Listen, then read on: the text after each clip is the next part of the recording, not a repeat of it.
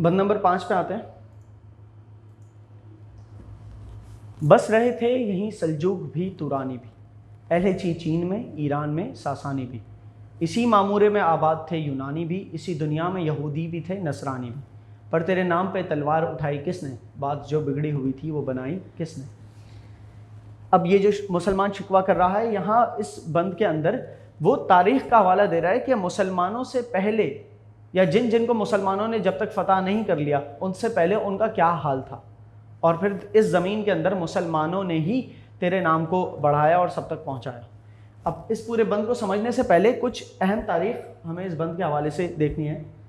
सबसे पहले तो इस्लाम की तारीख़ देख लेते हैं, सासानी एम्पायर और विजेंटीन एम्पायर के दौर में। इस्लाम आप सल्लल्लाहु अलैहि वसल्लम के दौर के बाद दावत व तबलीग और जिहाद का काम जारी रखा खुलफाए राशिदीन ने। तो उस दौरान जो पर्शियन किंगडम है वहाँ पर सासानी एम्पायर था, और जो दूसरी तरफ ये वाला है वो रोमन एम्पायर का हिस्सा बिजेंटीन एम्पायर था। इन दोनों की पहले जंगें होती थी, आप सल्लल्लाहु अलैहि वसल्लम के विसाल से पहले इन लोगों की जंग बंदी हो चुकी थी, और उसके बाद इन दोनों की एक साथ जंग छिड़ गई थी हज़रत अबू बकर रज़ियल्लाहु ताला अन्हु के दौर में इस्लाम के साथ। मुसलमान एक ही वक्त में दो महाज पर लड़ रहे थे, बिजेंटीन एम्पायर से भी और सासानियों से भी। अच्छा, यहाँ सासानियों की इस बंद में तारीख है तो वहाँ पर उसकी बात करते हैं।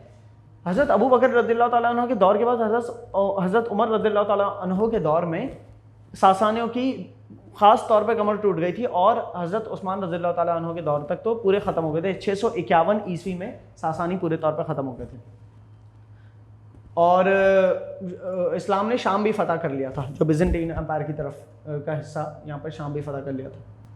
इसी बंद में दूसरा बड़ा हवाला सल्जूकी तुर्कों का है, और ये वही तुर्क हैं जिन्होंने इस्लाम कबूल किया था, और उसके बाद इन्हीं की नस्लों ने आगे जाके खिलाफत उस्मानिया का आगाज़ किया था।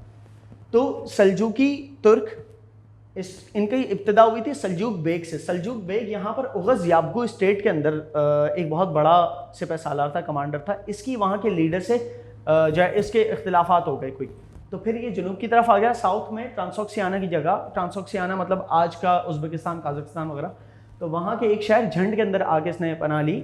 उस वक्त वहाँ पर समानीद एम्पायर था, वो भी मुसलमान थे। समानीद एम्पायर भी इस्लाम की रियासत थी।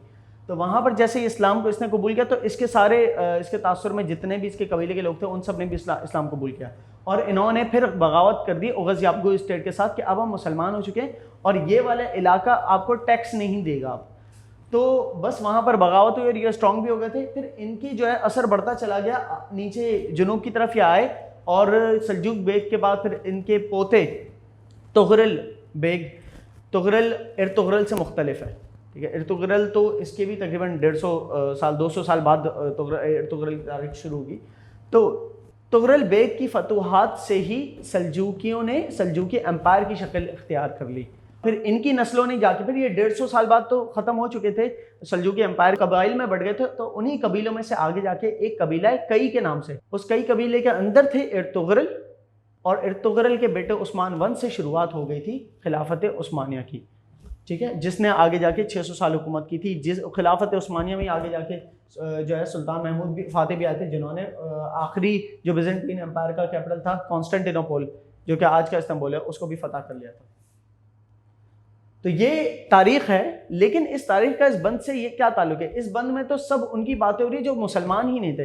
तो ये सल्जूकियों का भी वो दौर पहले बता रहे हैं कि सल्जूक भी पहले मुसलमान ही थे, वो शायद गालिबन बुद्धिस्ट थे पहले वो।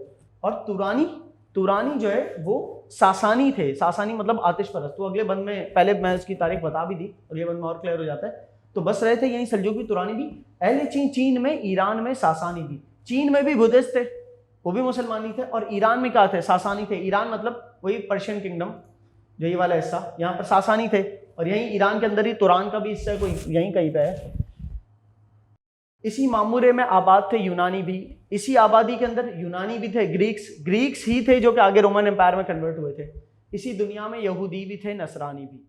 यहूदी नसरानी ये दो कौमें। पर तेरे नाम पर तलवार उठाई किसने? नसरानी ईसाइयों को कहते हैं। पर तेरे नाम पर तलवार उठाई किसने? बात जो बिगड़ी हुई थी वो बनाई किसने? ये फिर अपने ऊपर क्रेडिट लेके जा रहे हैं कि सब, फिर ये इन सब के ऊपर जहाँ जंग का मौका आ जाता था तो हम आगे निकलते थे, और कितनों को मुसलमान किया, कितना तेरा इस्लाम फैलाया, कितनी खिदमत की इस्लाम के लिए। ये जो शिकायत कर रहा है ना, इस्लाम की तमाम जिद्दोजहद और कामयाबियों को सर फहरिस्त लेके आ रहा है, जो कि इसकी नहीं थी, इसके आबा अजदाद की थी हालांकि, और इनको सामने लाके अपना शिकवा पेश कर रहा है। तो फिर आगे इसका जवाब भी ऐसा ही जवाब शिकवा में, ये 5वें बंद का अख्तिताम है फिर।